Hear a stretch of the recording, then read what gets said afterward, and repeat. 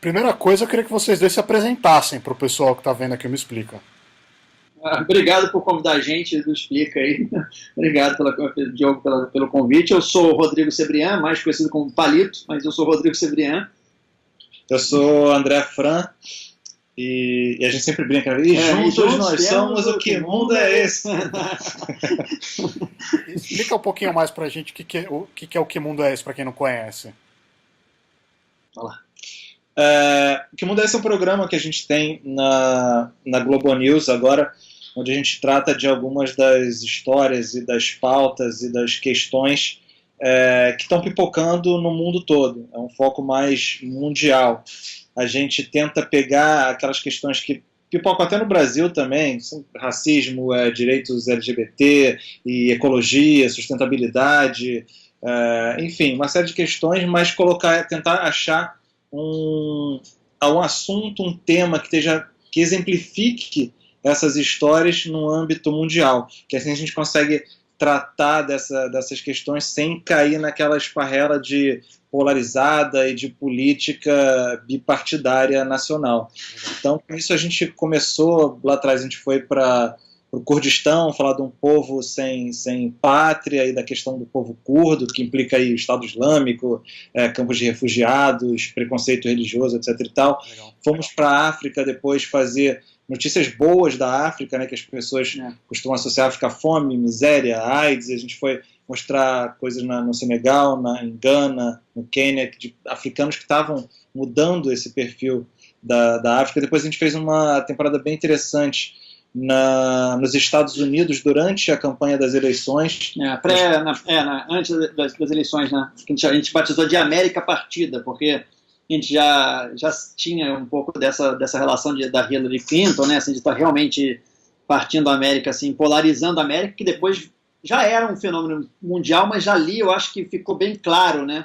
O quanto isso seria. E acho até que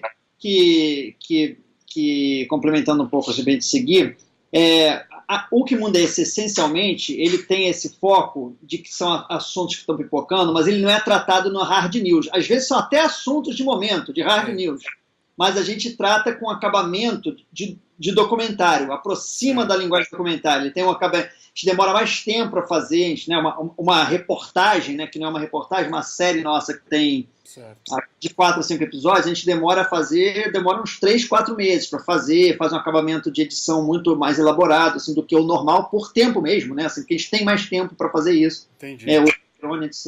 Então vamos começar diferenciando, assim, hard news, para quem não conhece, hard news são as notícias que acontecem todo dia, né? Esse é termo que jornalista usa bastante. É o noticiário do dia a dia. Qual que é a diferença de um documentário pro hard news, pro jornalismo do dia a dia?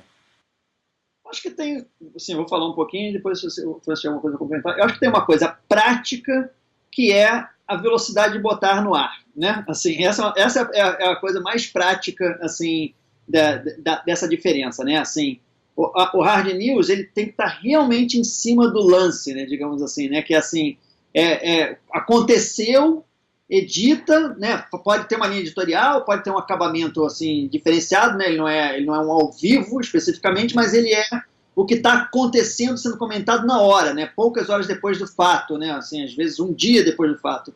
E um documentário, ele já é uma análise um pouco mais profunda, que tem mais tempo, você tem mais tempo de elaboração, você pode pegar um tema também que, né, como é a questão dessa polarização do mundo, né? Sim. Isso é um tema que continua, mas ou o que a gente fez em documentário, esse que está passando até aqui atrás, que é o de fake news.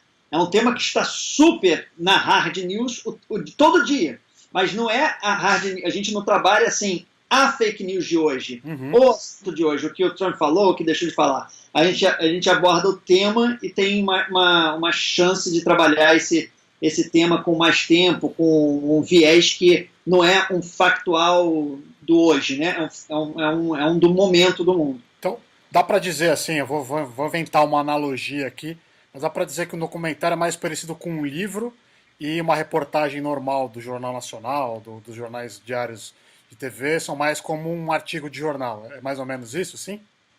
Boa analogia. É uma boa analogia. Eu acho que um documentário mesmo, assim, sim. Eu acho que talvez o que a gente faça, e a gente faz documentários também, né? Mas o que a gente faz, falando especificamente do Que Mundo é Esse, tem mais a ver talvez com uma revista mensal, assim, sabe? Tipo assim, ele eu não diria, acho até que isso tem se aproximado muito. Acho que assim, o Guga Chakra até ele fala bastante sobre isso, assim, e de fato é uma tendência também, que é esse news. Está passando uma chamada aqui. Não, é um negócio passando. Esse que se chama esse news entertainment, né? Assim, que talvez tenha a ver com um documentary entertainment, um novo termo, né? Assim, eu acho que até o que a gente tenta, e é difícil a gente falar da gente como documentário, porque o que a gente tenta, na verdade, com o programa, isso desde lá de trás, é, na verdade, criar um híbrido original, assim. A gente bebe um pouco do documentário, mas a gente bebe um pouco de reportagem, a gente bebe um pouco de reality show também, com um formato que a gente explora muita referência de internet, de como a internet está agora também disseminando notícia, que tem uma outra tipo de linguagem, porque é outra plataforma, é outra velocidade, é outro público. Então, acaba que a gente pega um pouco de cada uma dessas coisas para fazer essa revista mensal, como o Palito falou. E é legal que até a gente recebe um feedback que eu, pelo menos, adoro, quando a pessoa tem um que comenta assim, pô, a reportagem ficou muito bacana. Aí tem outro cara que fala, pô, o documentário dessa vez ficou genial. A reportagem tá ótima. Porque realmente é um pouco de cada uma dessas coisas. Não dá pra gente falar, atestar que é um documentário e falar como propriedade como documentarista, ou como reality show, ou como, entendeu? Porque propositalmente tenta fazer uma mistureba mesmo. Eu acho que tecnicamente tinha uma coisa que antigamente, né, assim, já quando inventaram o VT, né, que ou seja, o tape, essa imagem mais digital, que isso separava até um pouco mais as linguagens, porque o que era televisão, o que era news, o que era hard news, ele era feito no tape, né, assim, o documentário tendia a ser feito no filme, né, assim, então tinha revelação, tinha uma coisa técnica também, que era diferente. Essas linguagens, de fato, se aproximaram muito, né? Na verdade, você pode ter um documentário feito no celular, documentário, né? Você pode ter... a gente mesmo, os equipamentos que a gente usa para fazer a nossa série documental e os documentários, eles são equipamentos que assim, a gente usa uma câmerazinha Osmo, que é uma câmera que tem um estabilizador, assim, que muitas vezes, quando eu estou usando, assim, mexendo, vem uma criança, vem alguém e fala assim, vocês são youtubers? Não, a gente é da televisão. Até ficou meio decepcionado. Ou seja, isso se mistura muito. Eu acho que essa diferença técnica e talvez até da linguagem de televisão, ela tem sido muito misturada, né? Assim, como o Fran estava falando, assim, tem um pouquinho de cada coisa, assim. E aproveitando que a gente está falando de informação, jornalismo, enfim, uma das coisas que eu falo bastante no Me Explica é sobre como a gente deve consumir informação com responsabilidade, deve procurar fontes boas. Como é que vocês fazem para não falar nenhuma besteira quando vocês estão fazendo algum documentário? Que cuidados vocês tomam para não fazer isso? Cara, eu acho que acaba sendo, depois que a gente fez esse documentário sobre fake news, que, de novo, também é uma visão teórica de alguns elementos desse fenômeno que está ainda a gente aprendendo o que é exatamente, e muita gente cai nisso, como se prevenir contra fake news, a mídia tem agora essa responsabilidade, a responsabilidade cai em cima da gente, consumidora, que vai ter que cair. Infelizmente, sim, não existe até agora uma ferramenta, sei lá, que você passe um filtro para saber o que é real, o que é verdade, o que está deturpado, o que pende para lá ou para cá. Então, o que a gente sempre fez, e é o que as pessoas têm que fazer hoje para evitar cair nessa profusão de fake news que virou um fenômeno mundial, é isso, é checar fontes diferentes, você ter fontes confiáveis, tanto fontes da mídia quanto fontes pessoais mesmo, de você, quanto mais próximas do local, das histórias, onde os acontecimentos estão rolando, melhor ainda, porque sempre vai ter um panorama mais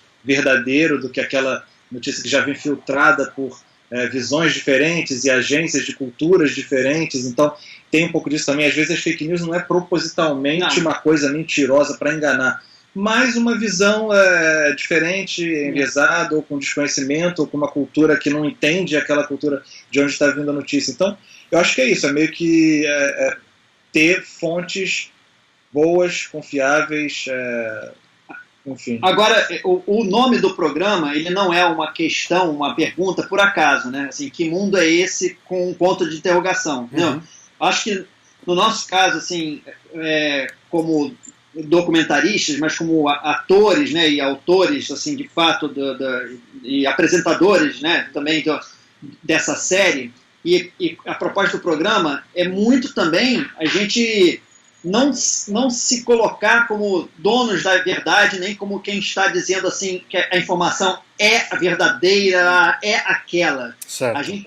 A gente vai, por isso que a gente faz questão de ir no lugar, a gente pergunta, a gente questiona coisas que a gente tem informações de uma outra fonte, a gente pergunta para a pessoa lá mesmo, entendeu? Legal. Desde na série da Rússia, até o episódio que vai ao ar até hoje, assim, se o AS deixar,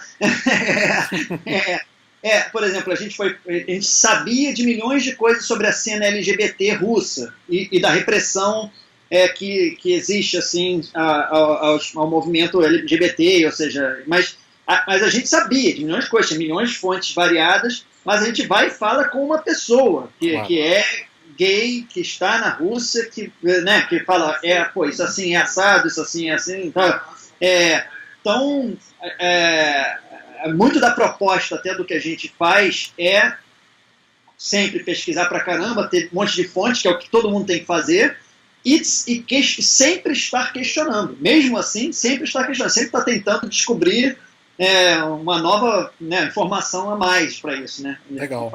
Isso que você falou é importante porque é uma coisa que define, né, uma boa informação, é isso que você contou, a transparência a respeito das fontes que você está usando. Você mostrar para as pessoas de onde você está partindo, onde você está chegando, com honestidade, né? Falando, olha, estou falando com essas pessoas, estou partindo desses números aqui, que são desses lugares. Até porque eles podem não estar certos, se é a verdade última, mas pelo menos você tem como debater. Falar, olha, mas veio dessa organização aqui, que é respeitável e tal. Bom, para encerrar a conversa, o que vocês acham que uma pessoa tem que ter para ser um bom documentarista, assim? Não importa da técnica dela, o conhecimento dela sobre um assunto específico, o que um bom documentarista tem, obrigatoriamente? Eu acho que o que move é o que move assim, quase todas as coisas, né? Assim, a legítima curiosidade, né? De você ter um assunto que te interessa, né? Aí sim, uma capacidade, e eu acho que isso é importante realmente para um documentarista em todos os níveis, assim, você sempre estar questionando as suas fontes, ou o que você está tratando, porque o documentarista ele não pode partir da premissa de ir defender uma tese só, entendeu, né? Ele já sair com assim, não, isso aqui é o que eu vou provar, né? Assim, ao longo do meu documentário. Não, se ele fizer isso, ele está errado, né? Assim, se ele está partindo errado. Claro que você faz pesquisas, você sabe o tema, você tem um caminho de onde você quer chegar, mas você tem que estar aberto aos novos fatos, ao que você vai descobrir, etc. Então, o documentário, tanto é que a gente sempre fala sobre isso também, que é óbvio que a gente... o Fran até tem uma boa coisa disso, de quando você fala dos 3 roteiros, dos 3 momentos, assim. No nosso caso específico... Eu acho que vale para qualquer documentário. Assim. Eu acho que sim, principalmente quando você está lidando com a realidade, né, e não com um fato histórico. A gente, no nosso caso, a gente acaba tendo 3 roteiros ao longo da elaboração do programa.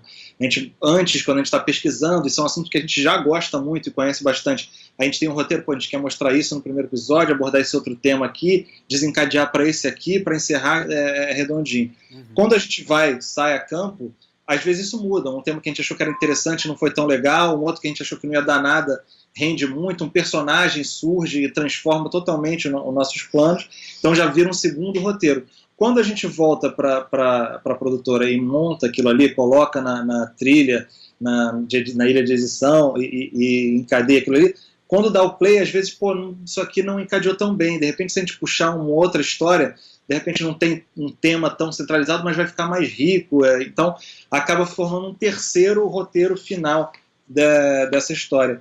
E eu acho que isso é muito sadio, porque, e aí, respondendo a sua pergunta do que precisa ter, e eu seria mais romântico, falaria paixão. Porque isso tudo de você estar com esse cuidado, esse carinho, e analisando, indo atrás de uma história que você quer muito conhecer, e chegando lá fazendo as perguntas que você realmente tem a curiosidade de saber as respostas, e na volta você ter aquele cuidado de, pô, isso aqui foi tão legal, vamos botar isso aqui da melhor maneira possível para as pessoas também se sentirem como a gente, e a gente ter aquele outro feedback que é super legal, da pessoa, pô, eu fui meio que viajando com vocês e descobrindo as histórias junto com vocês. E no fim das contas é a paixão, como você ter, seja você interessado por falar de geopolítica, ou de falar de futebol, ou de falar de automóvel, se você tiver paixão, você vai tratar aquilo com detalhismo, você vai se aprofundar no tema, você vai estudar e você vai traduzir aquilo de uma maneira interessante para as outras pessoas consumirem. Só não pode ser uma paixão cega. Nem platônica. Nem platônica. Muito legal.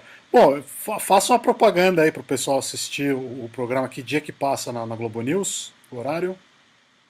Toda terça-feira, às 9h30 da noite.